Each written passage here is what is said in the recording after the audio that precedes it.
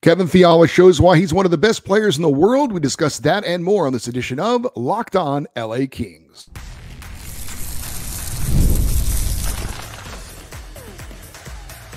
You are Locked On Kings, your daily podcast on the Los Angeles Kings, part of the Locked On Podcast Network, your team every day.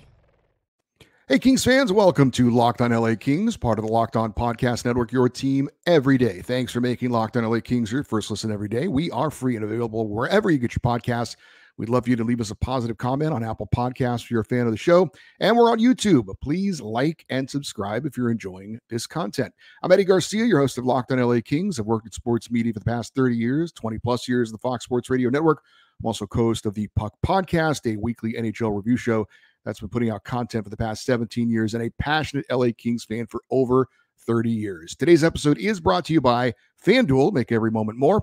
Right now, new customers get $150 in bonus bets with any winning $5 bet. That's $150 with any winning $5 bet. Visit FanDuel.com/lockedon to get started. Coming up on today's show, we will do a player profile on LA Kings veteran defenseman Drew Doughty and look at how he and Anze Kopitar stack up against the number one centers and defensemen compared to the rest of the Pacific Division. If you missed it, we'll talk about Kevin Fiala looking like one of the best players in the world at the World Championships. But first, I hope everyone is having a great Memorial Day weekend. Both my wife and I are military kids. My dad was a Korean War vet. Her dad is a Vietnam vet. We both have had several family members who have served in the military, and we're both lucky enough not to have lost any family members while serving their country. But today is a day to remember those who have been lost so that we can do things like spend time with our families, have a barbecue, and listen to a hockey podcast. So thank you to all those who paid the ultimate sacrifice on this Memorial Day. As for the hockey talk, the IIHF World Championships wrapped up over the weekend in Czechia with 3 of the 4 LA Kings participating, winning medals. All 4 had a chance to win medals, but we got to focus on Kevin Fiala and Switzerland. They did lose in the gold medal game to the host Czechia 2-0. It was a big win, obviously, for that nation. So Switzerland and Fiala did settle for silver, though. Kevin Fiala, yes, he and his teammates were held scoreless in that final game, but Fiala had a great tournament. He missed the first game and joined the team late after the birth of his daughter.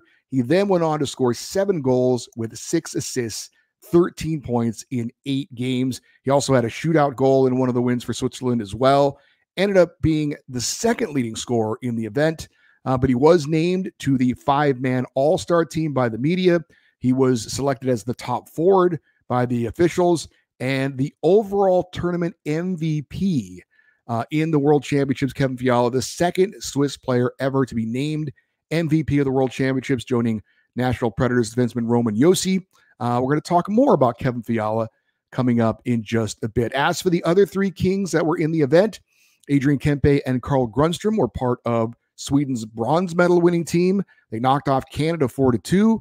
Grundstrom had 2 goals in Sweden's final game, and he finished the tournament with 3 goals in 9 games. As for Adrian Kempe, he was held scoreless in that final game, did finish the tournament, no goals, 6 assists in 9 games. In the loss for Canada, Pierre-Luc Dubois did have a goal.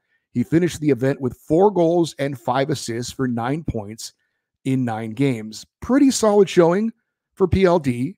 How much this will help him going into next season, we'll see. I guess it couldn't hurt, right?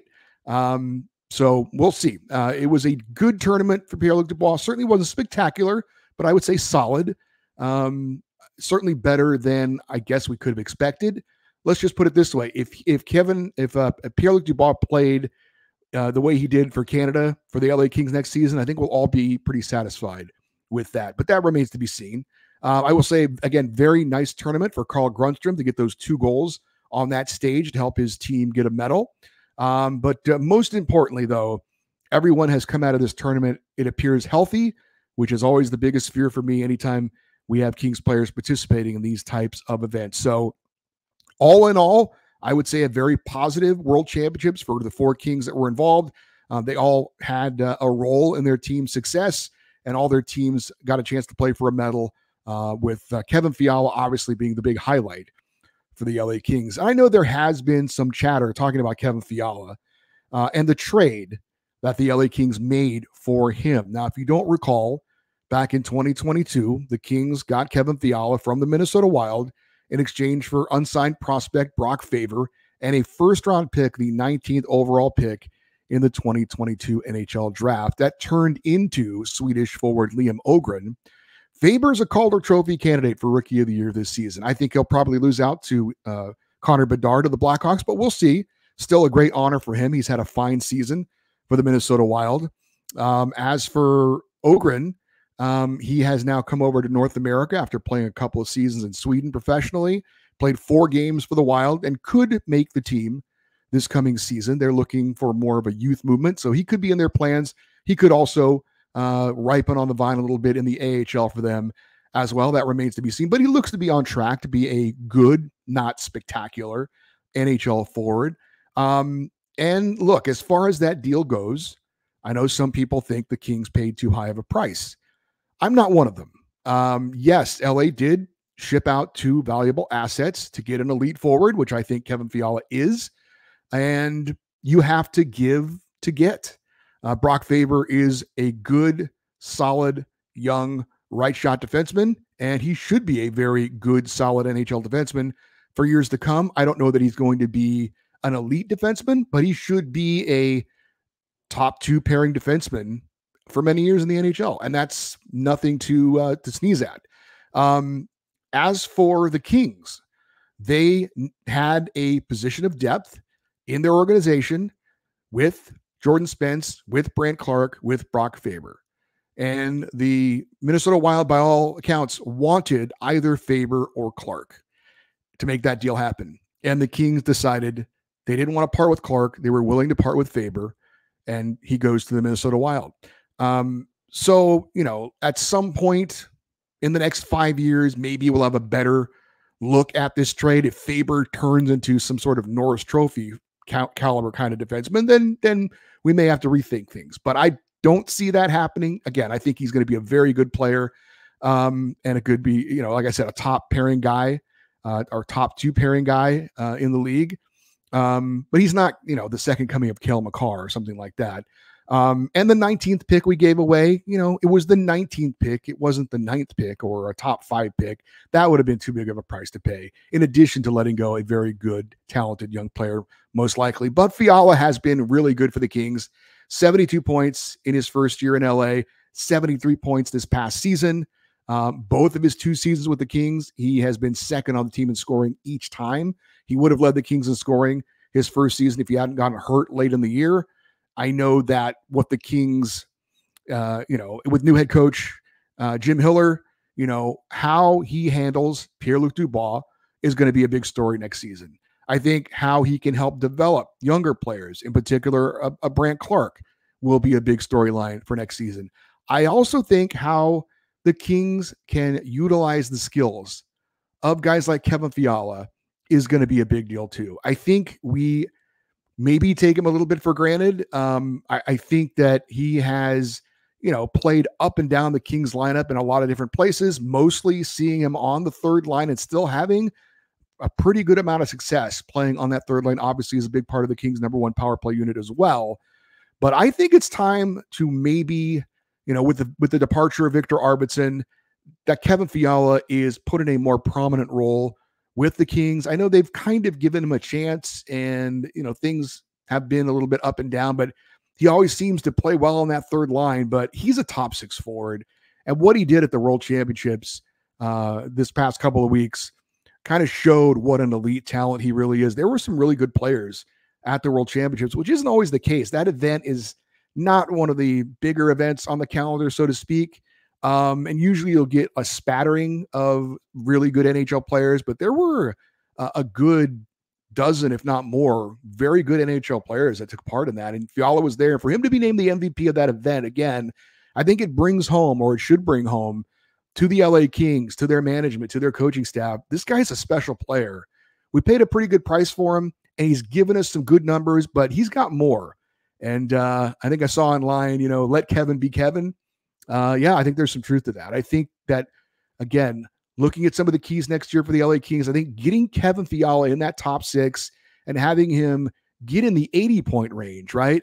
I think that's something that's very doable for the Kings. And I think that's something that Jim Hiller and the staff, based on what they saw at the World Championships, and that just added to what they probably already knew. But he's a special player, and I think we can get more out of him with the LA Kings. Coming up, we're going to look at Kings veteran defenseman Drew Doughty and how he teams up with Anze Kopitar, that and more here on Locked On LA Kings, your team every day. It's playoff time in the NBA and NHL. Baseball's in full swing, and FanDuel is your place to bet on every game. Right now, new customers get $150 in bonus bets, guaranteed. That's $150 win or lose. Bet on everything from slap shots to home runs to slam dunks, all on an app that is safe, secure, and easy to use. Unfortunately, we can't bet on the Kings or the Lakers or the Clippers, but how about betting against the teams that beat them, like the Oilers and the Mavericks? Hey, Dodger fans, there is a lot of excitement around them, as you well know. First place in the division, even though they're slumping a little bit of late, but they're going to be there in the end. One of the favorites to win it all, and you can bet on the Dodgers all season long to win, to lose, whatever you think. Also, how many home runs Shohei Ohtani will hit and more. You can do it all with FanDuel. What are you waiting for? Visit FanDuel.com/lockedon and make your first bet an automatic win. FanDuel, America's #1 sportsbook. We are going to be talking about the LA Kings roster going forward this offseason and do player profiles on all the players. We talked about Anze Kopitar, the captain, last week. Let's talk about one of the alternate captains, and that would be Kings veteran defenseman Drew Doughty. Just wrapped up his 16th season in the NHL, of course, all with the LA Kings. He is the Kings' greatest defenseman in team history. He leads the Kings franchise in points by defenseman, 1,177 points.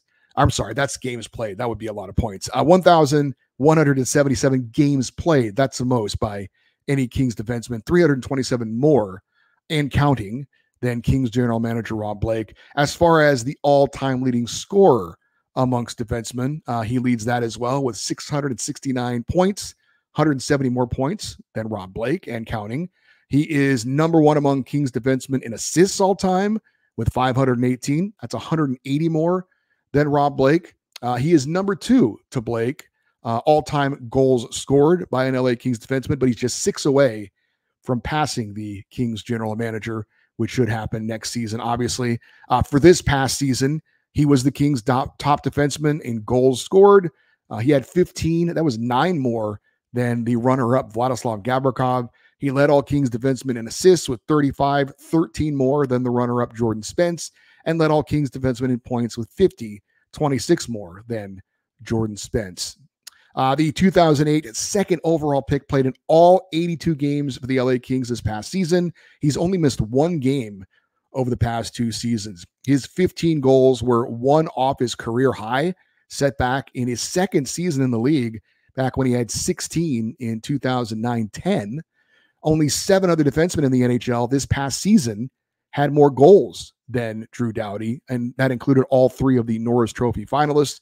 He was second in the NHL amongst defensemen in time on ice, averaging 25 minutes and 48 seconds, second only to John Carlson of the Washington Capitals. Add it all together, Drew Doughty is still the best defenseman on the Kings. He still plays a huge role on the Kings as the #1 defenseman on the top pairing with Mikey Anderson and the #1 defenseman running the team's #1 power play unit. He also kills penalties as well.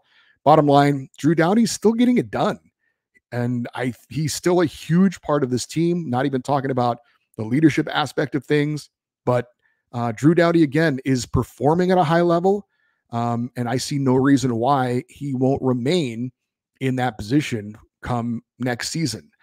Now, I know some Kings fans have voiced some concern about the Kings being led or built around 2 aging Hall of Famers, and I get that concern. I do. Clearly, at some point, there does need to be a plan of succession, and ideally, it seems that the LA Kings ultimately would like Quentin Byfield to eventually become the replacement for Anze Kopitar as the team's #1 center, and Brandt Clarke eventually to be the team's #1 defenseman. But barring something very unforeseen, at this point, it seems like that is in the future. That is not next season. We're talking about next season for the LA Kings. And when you look at the top centermen and the top defensemen in the Pacific Division, I think Anze Kopitar and Drew Doughty actually hold their own when you're comparing them against the other teams in the division. Now, obviously, the number one combo, when you look at number one center, number one defenseman, is going to be the Edmonton Oilers, Connor McDavid and Evan Bouchard. McDavid speaks for himself, one of the greatest players of all time, frankly. And, certainly in the running of a very small handful of players of being the best of the best in the NHL. Evan Bouchard, you may not be too familiar with, but he has really emerged as a force in the NHL, a big, strong, booming shot defenseman controlling the blue line. Maybe not quite as physical as they would like him to be. And his defense is good, but not great, but he is a force. And I would say you'd have to give those two guys as being the top pair when you're looking at number one centerman, number one defenseman in the Pacific Division. Then you got a very close second would be JT Miller and Quinn Hughes in Vancouver. And you could even probably make an argument that maybe they're the top pairing, although I would still go because Connor McDavid's so good. JT Miller's a very, very good player. I think he had over 100 points this season, but still. And Quinn Hughes is a Norris Trophy finalist, so it's close. But if I had my pick, I would go McDavid and Bouchard, and a very close second would be Miller and Quinn Hughes. Jack Eichel and Alex Pietrangelo in Vegas are a very, very good combo when you look at number one center and number one defenseman. But I think Anze Kopitar and Drew Doughty are right there, frankly, with Eichel and Pietrangelo, at least now. If you're projecting down the road, obviously Eichel's probably got more good years in him than Kopitar. Pietrangelo and Doughty, I think, are pretty similar. And then in Calgary, Nazem Kadri and Mackenzie Weegar, they're good. They're very solid. But I would actually take Anze Kopitar and Drew Doughty over those two guys for next season, just talking about next season. Then you got a big drop-off as far as the rest of the division goes. Seattle, Jared McCann and Adam Carlson. McCann's a good player. The Ducks have Leo Carlson and Cam Fowler. And then the Sharks with Mikhail Granlund and Mario Ferrero. I think all those combos are definitely in a second tier when you look at the Pacific Division. But again, I do think talking about next season, talking about what they've done in the past and in the recent past, I think Anze Kopitar and Drew Doughty are right there in the mix, not at the top, but certainly in the top half, if you will, of those combinations in the Pacific Division. So, I mean, I guess not a surprise when you look at that, where the teams finished in the standings. We talked about McDavid and Bouchard. Of course, they were in second place. Miller and Hughes, they were first place, and then the Kings in third place. And I think they're kind of, if you looked at, because those are very important positions, top centerman, top defenseman. If you look at those combinations, the Kings probably right there, third, fourth in that argument, I would say. So can the Kings still be a playoff team with Anze Kopitar as their number one center and Drew Doughty as their number one defenseman? I believe they can. One of my least favorite cliches is Father Time is undefeated. You start to hear this a lot because with today's athletes, you're seeing players playing later in their careers with, advanced sports medicine and all the things that they have nowadays. Tom Brady obviously was certainly an argument against that. LeBron James is still going strong for the Lakers. So yes, eventually Father Time is undefeated if you play long enough. And at some point, if they play long enough, Anze Kopitar and Drew Doughty will see their skills erode and their numbers decrease. But I don't think that's going to happen next season. I still think those two guys are still, certainly not at the top of their game, but not far off it. And they've both been putting up numbers. Like I said, Drew Doughty for goal scoring, he had a year like when he was a very, very young player. Anze Kopitar, again, both have been durable as well. So fingers crossed that we get at least one more season out of that duo. But I think, again, I feel pretty confident both those guys are still a good duo to build your team around. Kopitar going to be 37, Doughty 34. But again, I think those two guys are still guys you can build around. I don't think that's a concern for the Kings, at least not for next season. Beyond that, we'll have to revisit that maybe next offseason. We do have coaching news involving the LA Kings. We'll talk about that next here on Locked On LA Kings, your team every day. Policygenius is the country's leading online insurance marketplace. It saves you time and money so you can provide for your family with a financial safety net starting today. With Policygenius, you can find life insurance policies that start at just $295 per year for $1 million in coverage. Some options offer same-day approval and avoid unnecessary medical exams. Life insurance may not be something you're thinking about, but you should, because you never know what can happen in life. Be responsible and be ready. Policygenius helps you compare your options from top companies and their team of licensed experts on hand to help talk you through it. Your work life insurance policy may not offer enough protection for your family's needs, and even worse, it may not come with you if you have to leave your job.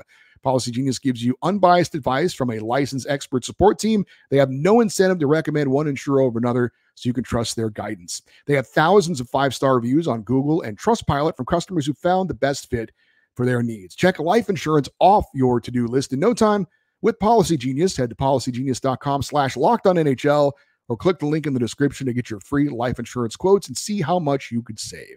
That's policygenius.com/LockedOnNHL. We've got an update on Ontario Reign head coach Marco Sturm. He has interviewed for the San Jose Sharks head coaching vacancy after getting permission by the Kings to do so last week.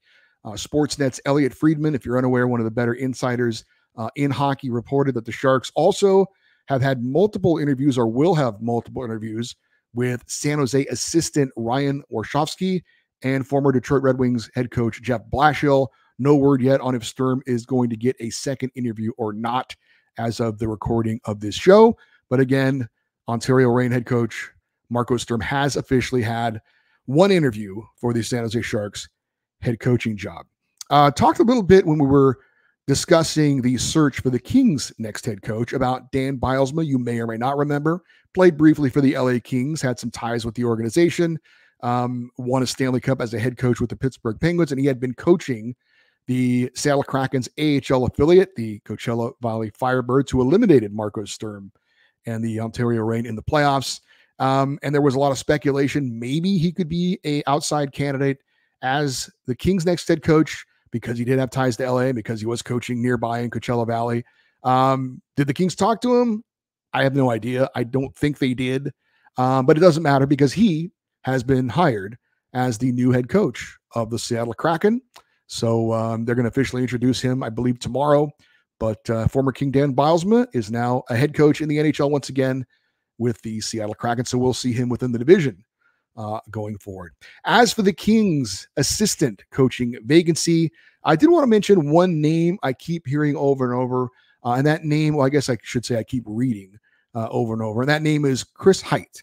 It's spelled H-I-J-T, and I believe the J is like an I. I believe it's Chris Hite. I hope I'm pronouncing that correctly. But he has, again, I've heard and I've read a lot of discussion about him. And if you don't know who he is, he has been in the Kings organization for a while. He's been an assistant with the Ontario Reign for a couple of different coaches, including a brief stint as interim head coach of the Ontario Reign.